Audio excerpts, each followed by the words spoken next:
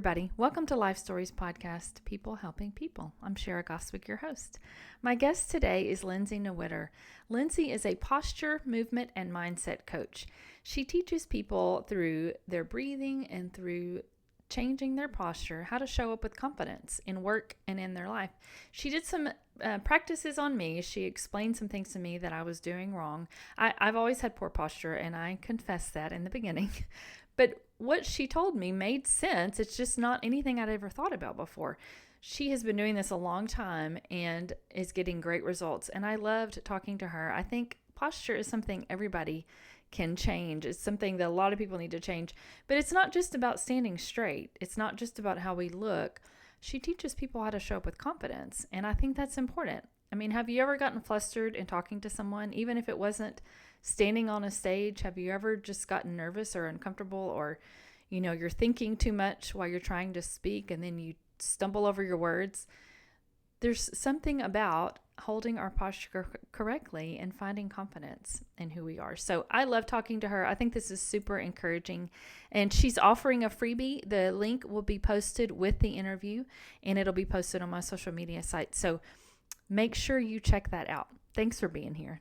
Thank you so much for talking to me today. I've talked to people who help with speaking engagements like on the big stage. And then I've talked to someone who helps a little bit smaller, arenas than that, just maybe somebody that has to give a presentation at work. But I love what you do because you're helping people in life, people who Yeah. need to change their posture and just have a little bit more confidence when they speak. I will tell you, I have horrible posture, so I'm excited to hear what you have to say. I know I do, and when I think about it, I'll stand up straight, but I don't think about it all the time. Okay. So, I'm I can give you excited. yeah. Yeah, I'm Happy to excited. give you a few things to try during Please do, please do. I really wanna hear how you got started in this and why you ever maybe became interested in doing what you're doing. Sure. So, I'm 46 years old right now. I have two teenage kids, and I've been working for myself, teaching what I teach for 18 years, which I'll talk a little bit about later. But where I started was, I was studying theater when I was in college. I was at New York University, and I got into the program I wanted to get into. Was doing exactly what I wanted to do, and I discovered that I was having a really hard time. And I was, getting all these instructions about how I was standing, how I was walking, and I wasn't breathing right, that I needed to work on my voice, and I would do all these vocal exercises, and I would just end up hoarse after doing them Oh, because of how wow. I was doing them, but I didn't know how to do them differently, and I was people would say, "Put your shoulders down," and I tried to hold my shoulders down because my shoulders were up to my ears, and and I had pushed them down, and I remember tears streaming down my face because Aw. it was painful, and I had to just, like, hold them there, and I kinda gave that up because I was like, "This doesn't work," but everyone's going, "Oh, good, you're doing it," and but Oh, it wow. feel right. So in my 3rd year of school, I had this class, it was a required class called the Alexander Technique, and I had no idea what the Alexander Technique was. Like, maybe heard somebody talk about that they had taken this class, and I thought, "What's that? Do we learn about script analysis?" Actually nothing to do with anything like that, and it actually wasn't any kind of acting technique at all, but it helps anybody, and I like to call it the best kept secret that most actors know, but that everybody needs. So Wow. at the time, the context I was in was that I was studying acting, Yeah. and I was, like, a little lost in my body. And I'm sure most people, even if you haven't studied acting, you've taken a dance class or you've gone to an exercise class and you've tried to do some kind of movement, and then you realize the teacher says, "Oh, no, it's not like that." Or or like a lot of my clients, people see themselves in a photo, and that's what tips them off about the posture. They're like, I see what I'm doing, but I don't feel it." Right. So I didn't feel what my body was doing. And I was also really tense, uncomfortable. I was pretty socially awkward. I would get really nervous talking with people. And I was just like if I sat in a chair, I couldn't sit still for very long. Everything felt uncomfortable. And I also come off of 5 years of wearing a back brace in high Oh, school wow. for scoliosis. So Yeah. That was supposed to be the treatment, but the treatment, I think, also contributed to my body getting pretty out of whack. Like, I was holding myself up in a really funny way, and was quite stiff all the time. So, the Alexander technique in a nutshell, basically, it was like turning a light bulb on inside my body and saying, "Here you are. This Oh, is where wow. you are." And I realized, Yeah. wow, I couldn't feel I couldn't feel what I was doing or how I was doing it. So I had no power to change it. Yeah. And then suddenly when I had sort of this, insight into my own way of being, my own posture, my own movement, then I became like really coachable. Right? So Right. so this is something that's like underlying all the stuff we want to do and learn. And it's like how we coordinate our minds and our bodies in a really fundamental way, which Yeah. all results in, what our posture looks like, how we breathe, how we move. And it changed my life. And then I decided to spend 3 years training to become a certified teacher. And that's what I've been doing since. That's amazing. Yeah, And I want people to understand this is not just for people who have a job in speaking in front of crowds, or of this course. is for Yeah. everybody. And so there's so many questions I have, but how do we, like you said, you didn't know that you were standing or breathing or doing things a certain way. How are we supposed to pay attention to that? Well, attention, that's really the key to Yeah. start with, is that you actually have to pay attention. And this gets to where people often skip something really important when they want to change something. So they look at something and say, I know there's a problem with that, or I know there's a problem with my posture. I've got to change it. But they want to go straight for the result.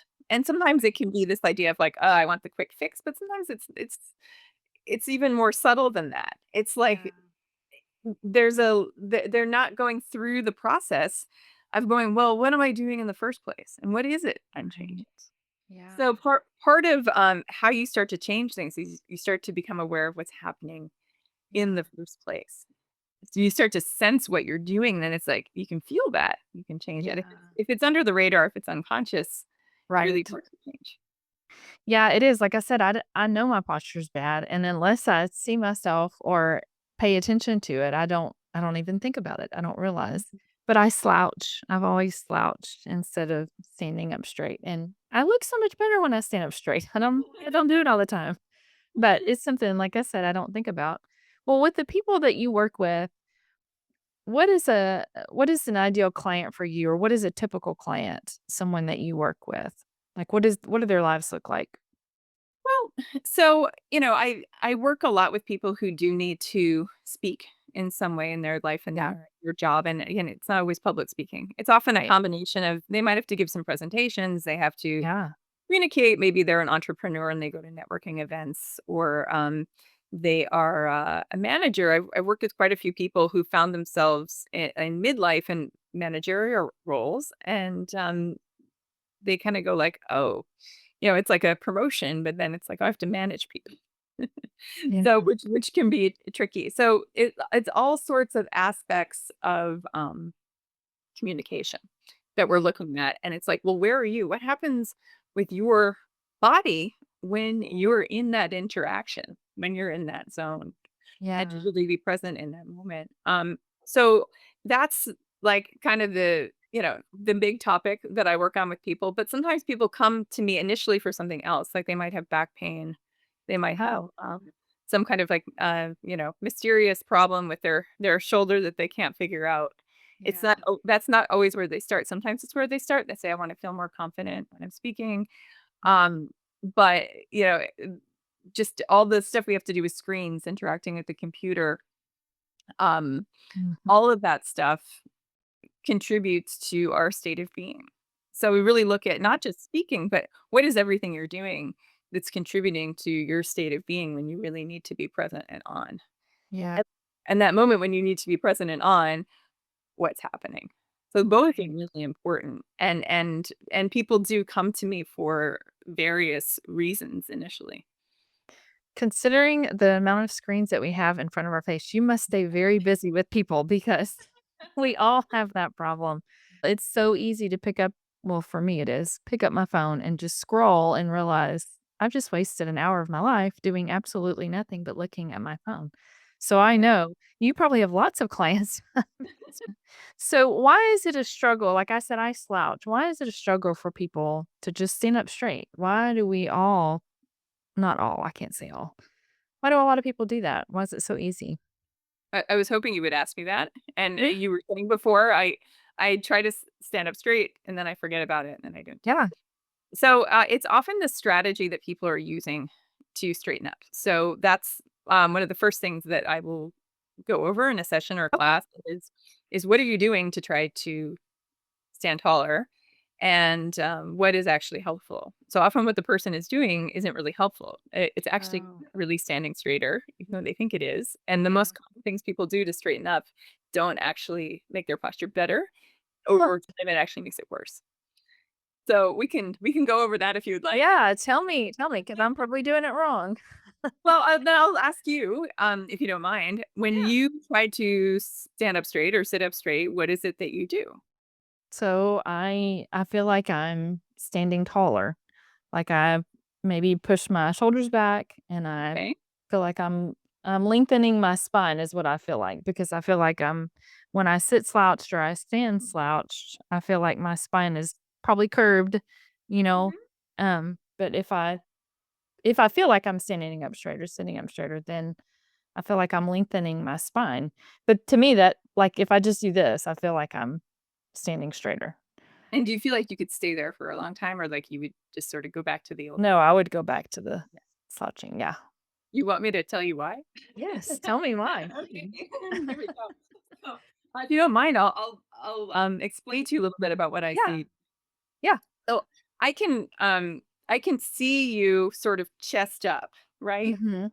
But I can tell what you're doing with your lower back just Oh, by yeah. watching your face on Zoom. So the way that you are straightening up is you're actually arching your lower back and Yes. you're leaning back. So what you're tipping back is you're tipping back from the lumbar area, like your Mhm. waist level, and you're taking your whole rib cage. So the rib cage, it's in the front and the back. We'll think of that Yeah. three-dimensional, and you're tipping it back. Huh, I What am. it feels like, and most people are very more aware of the front of their body than the back. Yeah. Right. But we're really three-dimensional. So if we look at this from the front, where you might be more aware, what you are probably noticing is kind of what you explained. It's like you're lifting your chest and it Mhm. feels like you're going up because Yeah. your chest is pointing higher. So that is true in a way. But if we look at, well, what's the whole area doing? It's actually tilting back. Okay. And you're kind of leaning into your lower back. For some people, they have back pain, and what's causing them their back pain is the way that they're trying to straighten, that they're doing Ah, exactly that. So yeah. that puts pressure into the lower back. I often call that backwards slouching. Yeah. And no, like nobody likes how the what like that hunching forward looks like. It's Right. like, oh, that doesn't look good. And then people try to overcorrect and kind of do the extreme opposite. They pull their shoulders back Yeah. and they arch their back. So the other thing about that is that good posture should never be a position. And this is sometimes like Right. an understand should never be a position. If it feels like something that you have to hold and not move, then it's not quite what we're looking for because that's going to Right. actually mess up your range of motion. So Oh, wow. the shoulders, for example, like if you reach forward, I can demonstrate for the video, but I'll explain too. Yeah. If you reach your arm forward, your shoulder should actually follow that movement. You can probably see when I reach forward, Yeah. shoulder follows my arm and my hand. If I'm holding it back, then I'm Yeah. restricting movement. If I'm pulling back, like if I was opening a door, then I would want my shoulder to go back. So I want my shoulders, like I reach up somewhere high, my shoulder's going to follow my arm. I don't reach Mm. so high, my shoulder doesn't have to move so much. I reach for the keyboard, it's just going to move a little bit, but it will move.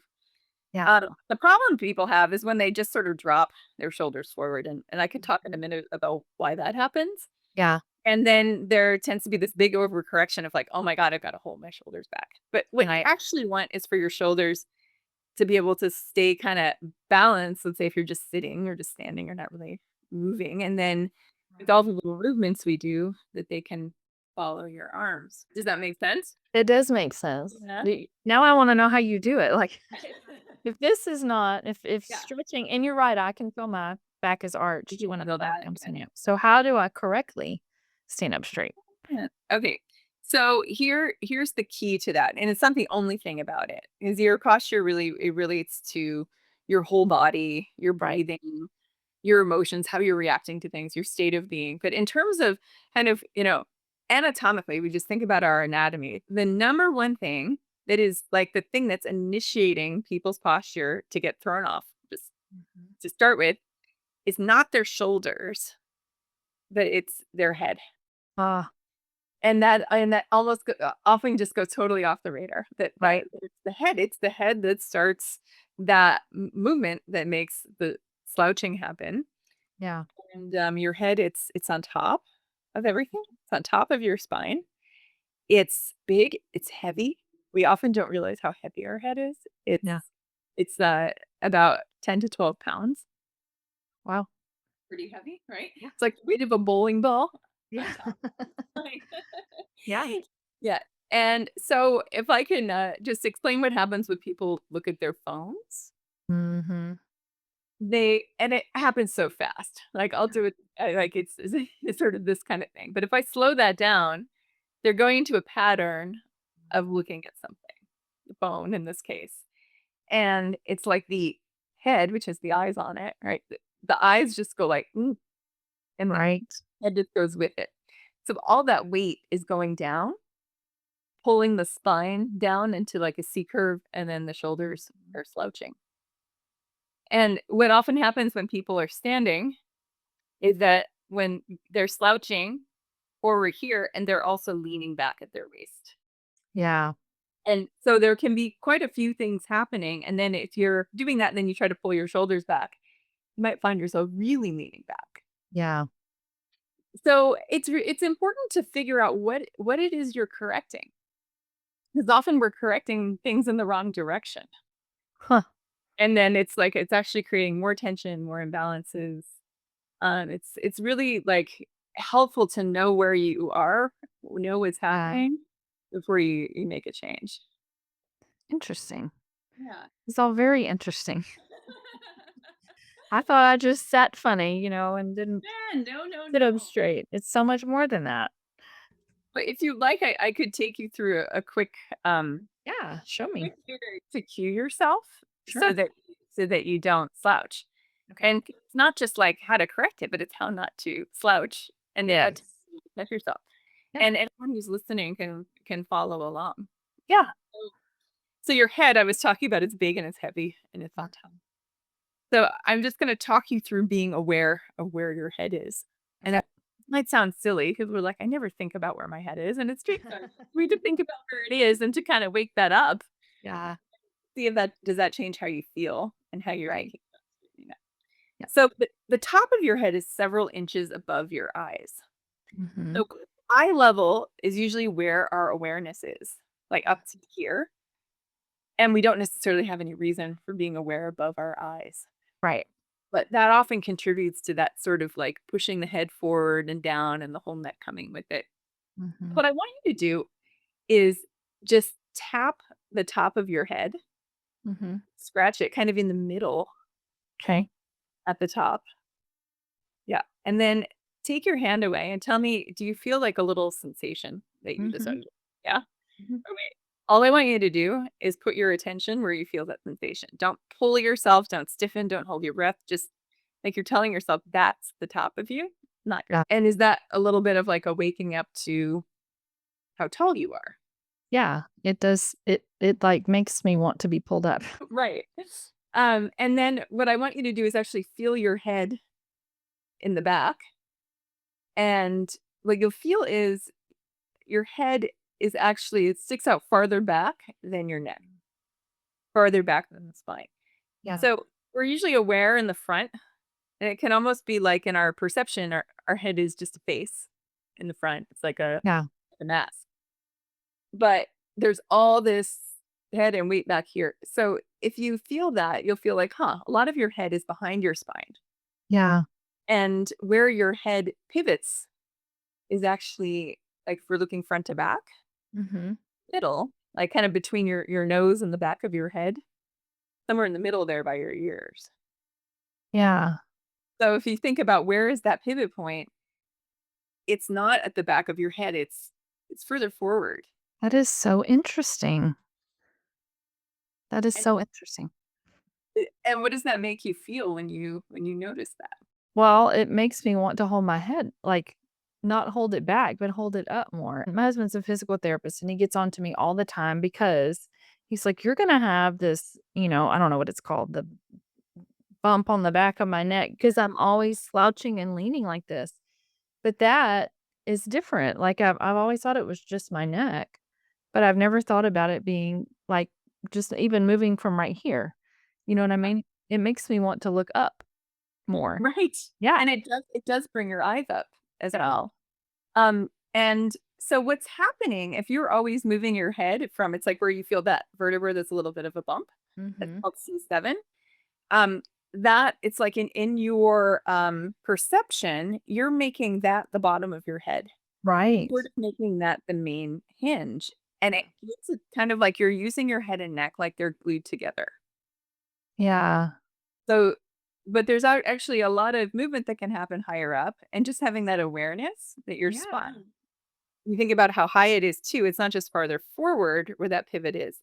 It's up between your ears and literally behind your nose. Right.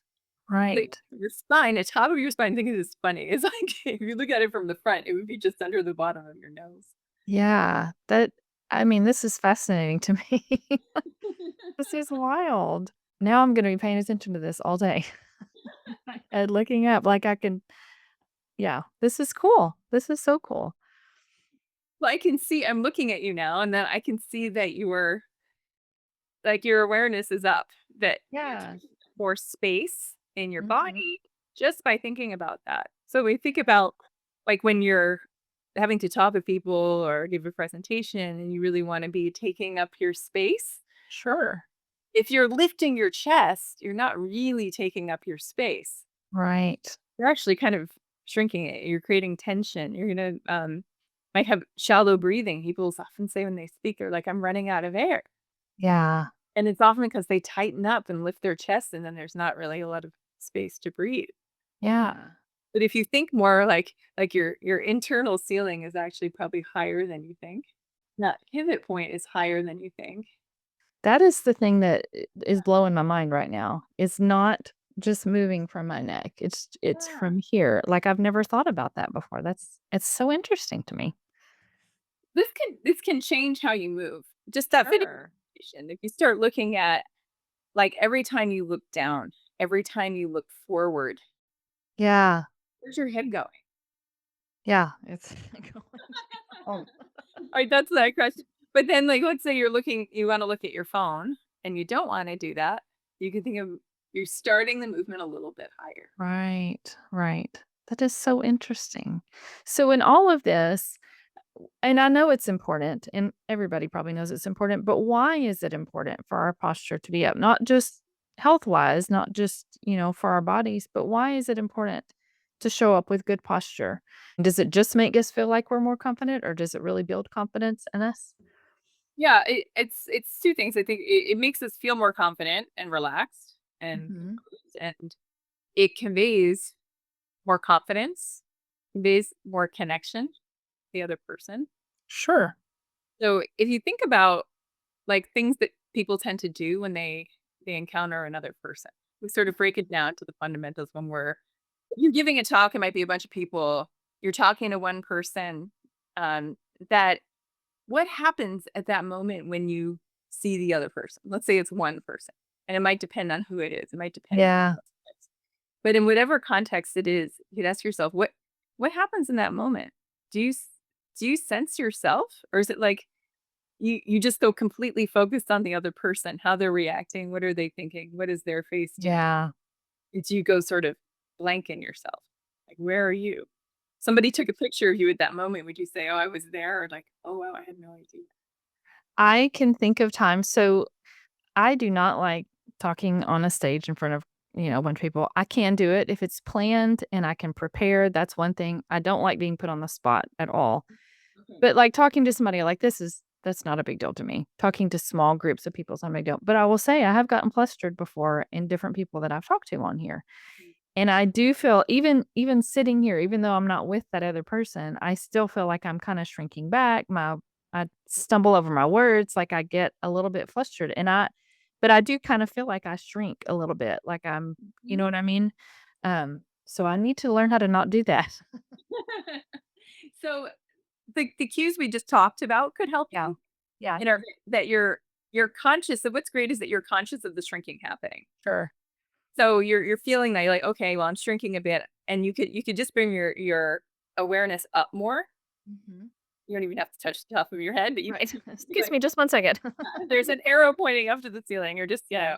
I'm gonna let my not pulling up, but just really think of your head being higher, Sure. or that joint being higher. And another cue that I think is really one of the most accessible Mhm. is just quickly bringing your attention to your feet on the ground, or if you're sitting on a chair, the feeling of your contact with the chair. Yeah. Any point of contact you were making with something can help ground you, help make you feel Okay. safe. So I'm not saying you feel like you're in mortal danger if Right. you stop talking to somebody, or just put on the spot, but it's like just that feeling of safety in the interaction of like, oh, here I am. I can kind of take in what I'm taking in. I can respond, and Yeah. it kind of takes the pressure off. Yeah, that is so good. So tell me a story or maybe someone that you met with that really was just their life was changed by this. I mean, I can imagine you probably hear great success stories from people because this Yeah. is incredible. Yeah. So what I'm thinking of is somebody who was found herself in a uh, managerial role, kind of mid career, Mhm. and she suddenly felt like, oh, she was having to learn this skill of, you know, managing other people. And, not it wasn't just like I was talking about, like, getting a promotion can be great, but then your job might change if you're in something more administrative when you weren't before, for example, and you have a team, or you have people coming to you. It's like the whole context change for her. Sure. And she found that she would get kind of like, you know, almost like out of body when she'd have to have difficult conversations with people. So that's Right. one thing that people do bring to me a lot, like, had to have a difficult conversation with somebody. Yeah. And, so she was having a lot of trouble dealing with that, and what we figured out was that she needed just something, just, like, one thing to pull her back to her body when she was in those situations. So, she ended up having a grounding object, which was something that she would hold Oh in her yeah. hand that had a little bit of weight to it, but that was not completely, like, obvious she was holding something. Yeah. And, this did work really well at online meetings too, where you could just, like, Right. nobody Nobody can can see. see. But, that kind of gave her that connection to, like, "Ah, I'm in myself, I'm grounded, I'm not just, like, Right. in my mind," because our own thoughts can pull us away Yeah. from our bodies, the reactions of the other people, just the presence of the other person. Sure. So that was a really cool thing that we found that way for her to connect in that moment where Yeah. that was high stakes for her. That's really like what's often the hardest thing is to find a solution that you can use in a high stakes moment. Oh yeah. Um And what I usually do with people is I have them practice something, doing things that are lower stakes. And if it has to do with speaking, I might say, well, when you go to order coffee at your favorite cafe, can you just think of sensing your feet before you place your order? Sure. That might be it's not particularly high stakes, but there's a lot of distractions, right? Right. For practicing coming to yourself when there are a lot of distractions.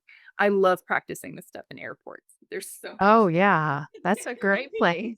so that you start to build it's kind of a resilience Yeah. that you have this tool that you can not kind of lose your composure Right. unexpected happens, or if there's just something, a person who triggers something in you, and that you don't automatically just kind of go into like a panic zone. Yeah. And yeah, that used to be me. I didn't know how not.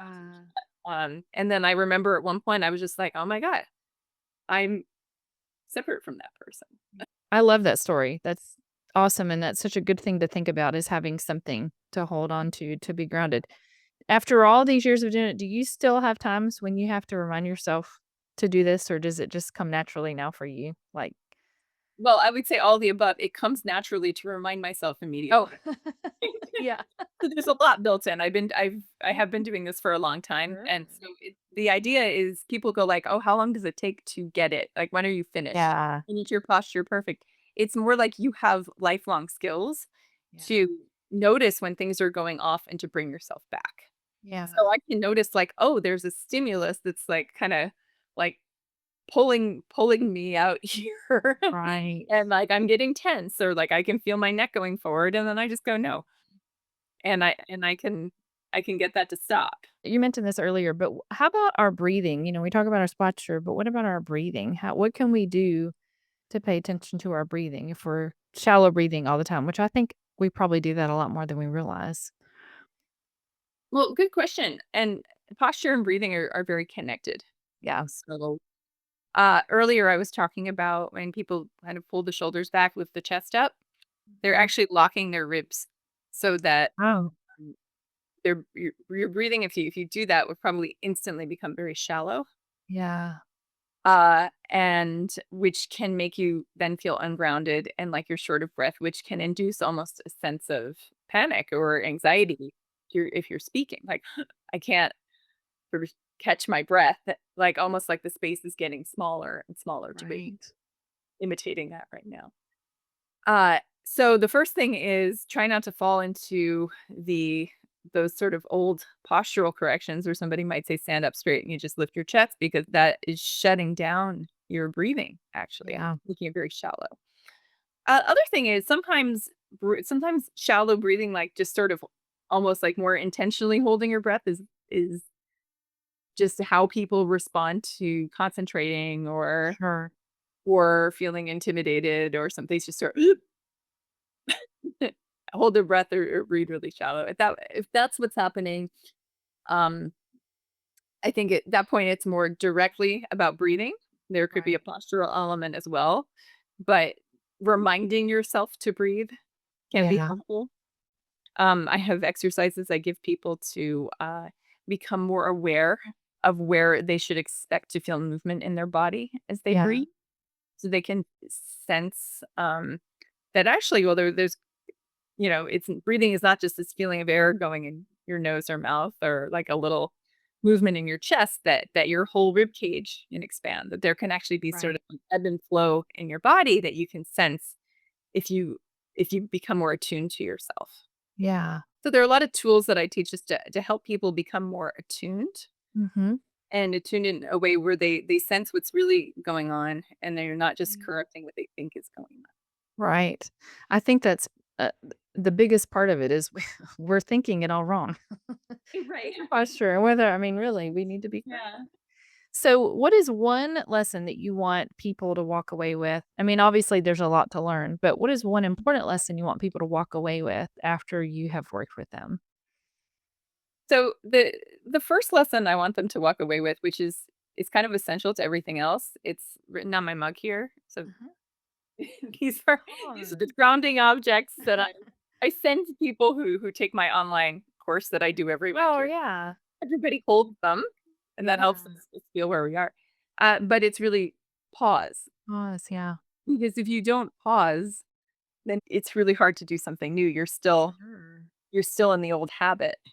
Yeah. So you actually need to pause and then do something else. Yeah. That's so good. Is there anything I have not asked you about yet that you want to tell me about? I think one thing I would say, which is it's come into everything that we've talked about, but we haven't mentioned it specifically, is attention.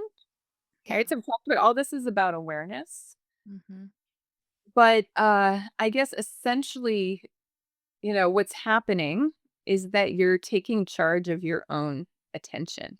And what happens when something really like pulls your attention away from yourself, that you can actually learn to stay with yourself at the same time. And that's a skill. Yeah. That's a learnable, developable. Is that a word? Maybe. Skill. It's something we can develop, and better body awareness, more accurate body awareness. So you know it. Sure. This is all something that is learnable, and I really want to emphasize that because I think often people doubt that's something they can learn because Yeah. they've been trying, let's say, to correct something, trying to correct their posture, and like it doesn't work. It doesn't stick. I can't Yeah. hold it for very long. And it's really the way they've been doing it that is the problem. Right. The problem is not them. They don't have Yeah. some inherent inability Right. to stand up straight. Yeah. If I can do this, anybody can. Sure. I was when I first started learning this, I was 20, and as I said, I'd come off of 5 years of wearing a back brace, and I couldn't really feel what my body was doing, and I had all sorts of weird symptoms, like I'd lie in bed and my limbs would go numb, and Mm. the doctor, and they'd just be like, "I don't know." Yeah. Thanks. Once I got tuned into, like, the tension I was creating, the way I was holding myself, how I Yeah. could actually change it, I got this sense of ease and this sense of just really being in command of my own physical body. Right. That I had no idea it was possible. Like, if somebody had asked me how I "How do you think you're gonna solve the problems that you're having, the frustrations I was having at, learning in my acting classes, Right. feeling uncomfortable, feeling anxious?" I didn't know. I didn't know what Yeah. I wouldn't have, like, thought, "Oh, like, I need to work on not just being aware of my body, learning how to be aware of my body." Yeah. Like, it's not just mindfulness, it's like I could say, "Be mindful," and be Right. mindful of whatever you have access to, so you can actually gain more access to yourself. It's so fascinating to me. All of this is it's just so interesting. I am so glad I got to talk to you. I'm going to be paying attention. Yeah. Going to be thinking about that. And I'm excited to share your work with everybody. I think this is going to benefit a whole lot of people. And I if I could leave people with one more thing, I think that what, thanks, is, sometimes what people notice, um, and you were talking about you notice that you're slouching or you notice Mhm. sometimes people aren't noticing that, but they're noticing things outside of themselves, like people aren't listening to me. Right. Or like I feel ignored or I feel like I'm always being interrupted or like people say I'm interrupting and I don't even realize that I'm doing it. Yeah. And so they're getting this feedback from outside of them and that actually getting more kinesthetic information within themselves could actually help them be heard more, Right. and learn to be present more, take up their space more. Yeah. It's not just about standing up straight and it's not just Yeah. breathing right. It's about so much more than that. How we present ourselves Yeah. in, in all different situations. Could I share about my freebie? Yes, Or please do. And I'll make sure I have all the information listed okay. with it too. Yeah, so I have a free training on my website, and if you go to the link on the show notes, you can access that. And the training is called the 5 biggest mistakes that women make when trying to be more powerful and confident. So it's really about the things that we try to do that kind of throw us off, and then Yeah. how to how to do it. It's something else. That's So, awesome. Yeah, that's great. I need to check that out. okay. I appreciate it, Lindsay. Thank you so much. Thank you. It All was really right. nice talking with you. Yes. I'll talk to you soon. All right, thanks. Bye Bye. bye.